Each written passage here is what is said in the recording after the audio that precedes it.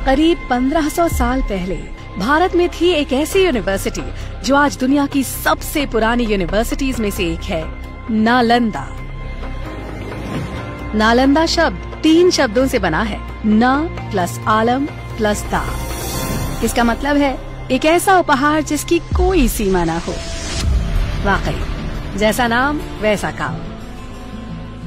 इस यूनिवर्सिटी में ज्ञान का भंडार था।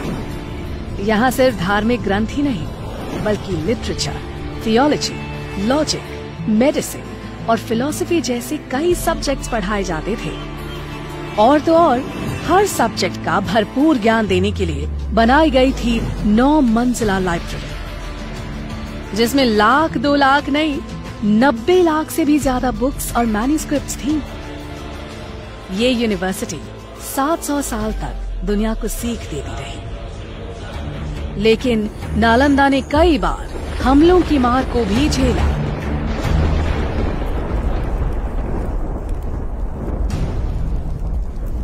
आखिरकार 12वीं शताब्दी में एक हमले में बख्तियार खिलजी ने नालंदा को जला दिया और माना जाता है कि इसकी लाइब्रेरी 3 महीने तक जलती रही और ज्ञान का वो खजाना जो संभाल कर रखा गया था धुएं में खो गया।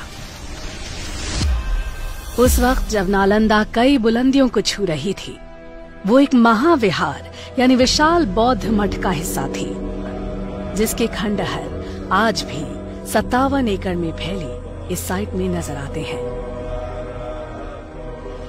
कुछ रिकॉर्ड्स के मुताबिक नालंदा दरअसल आम के बगीचे पर बनी थी, जिसे 500 व्यापारियों ने गौतम बुद्ध को तोहफे में दिया। पर आर्कियोलॉजी के हिसाब से नालंदा को 5th सेंचुरी बीसी में गुप्त काल में बनाया गया था। उसके बाद गुप्त काल में इस जगह का और डेवलपमेंट हुआ और ये एक विहार से 7वीं शताब्दी तक महाविहार बन चुका था। अलग अलग दौर में यहाँ कई महान टीचर्स ने पढ़ाया, जैसे नागार्जुना, बुद्धपालिता, शांति रक्षिता और आर्यदेव।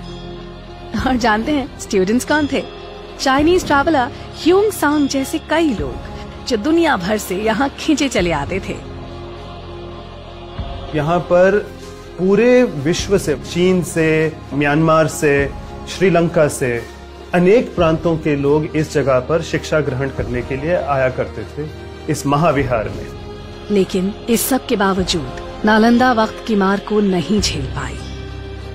इसीलिए डॉक्टर अब्दुल कलाम की पहल से नालंदा ने एक मॉडर्न इंटरनेशनल यूनिवर्सिटी के रूप में फिर से जन्म लिया। नालंदा जैसी यूनिवर्सिटी इस बात का सबूत है कि भारत का ज्ञान सदियों से दुनिया को रोशन कर रहा है। हम उम्मीद करते हैं कि वक्त एक बार फिर करवट लेगा और बेहतरीन एजुकेशन की तलाश करता हर इंसान कहेगा, it happens only in India.